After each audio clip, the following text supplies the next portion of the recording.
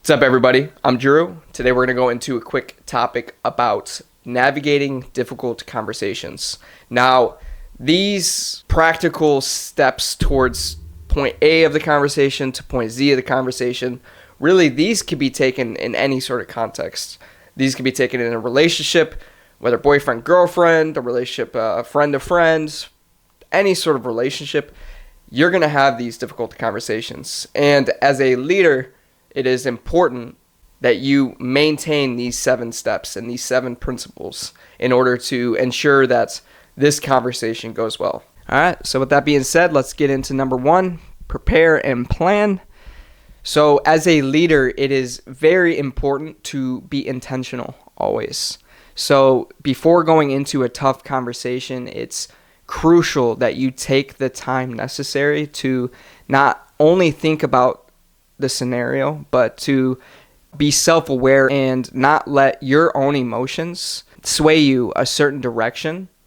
Because when you are having those tough conversations, ultimately, when you get into it, you'll realize, I thought I was prepared and planned. I knew what I was going to say. And what happens is you go in there flustered because they say something that you didn't prepare for or you didn't plan for. And now you are sitting there trying to think in the moment. So take time to think, prepare and plan, be intentional, and make sure that you are self-aware. Number 2, choose the right setting. Now, when handling or when navigating these tough conversations as a leader, it's important from the very beginning to ensure that this conversation goes well, that you are speaking from a place of neutrality, in a sense where I don't have power. I'm here to communicate with you. I'm here to have an open and honest conversation. I want to understand. So doing so in the right setting where, it's private, there's minimal distractions, and ultimately both parties feel comfortable to communicate open and honestly, this is the best precedent. This is the best setting for any sort of tough conversation. Number 3, use I statements instead of you statements. So when navigating these tough conversations, you don't want to lead the conversation from the very beginning, putting the other person in a defensive position.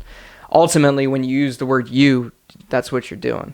And especially if you use a generalization right after the word you, so you never or you always, things like that really set a conversation to fail before it even begins. So when you're going into a tough conversation, be very clear, be very intentional.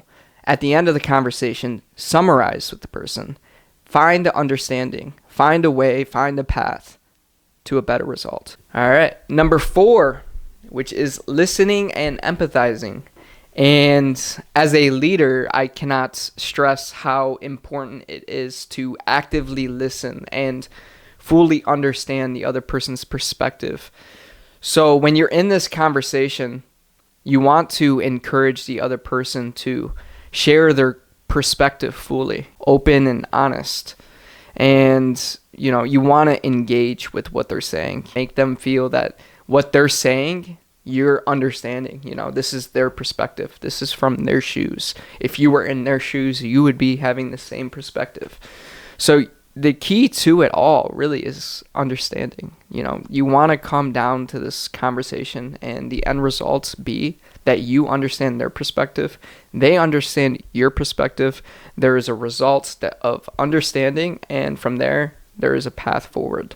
No understanding, there's no path. Number 5, stay frosty. Keeping it frosty basically means you have to keep your emotions in check. A leader that does not have their emotions in check, they will arise emotions out of their team members as well. So, for example, when we're in this difficult conversation, if a leader gets mad, this is going to shut down or cause a reaction over a response from the individual they're communicating with. So it's important to keep it frosty, keep it professional, keep it very clear, keep it very cut.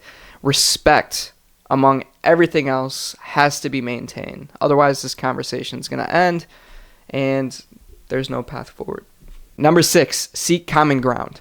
Now, in this difficult conversation, the only way that you're going to find any sort of pathway to understanding or pathway to, success is you have to find the areas where you agree.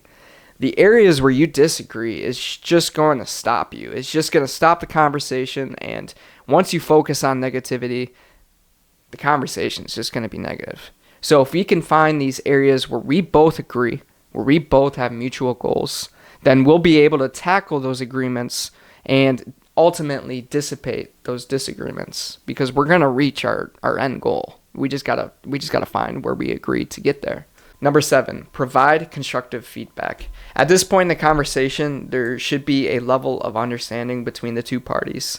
And once there's this level of understanding, a leader will then be able to, provide this constructive feedback as opposed to destructive feedback.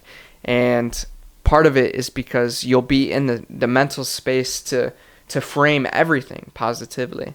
Like, there's a level of understanding, there's a way that we can get from point A to point Z because we both understand that we need to do this. We need to do that. We use the word we are in this together. We are a team. You're a leader. Lead. If you found value in this video, please leave a like and comment below what your thoughts on this topic are. Thank you for watching.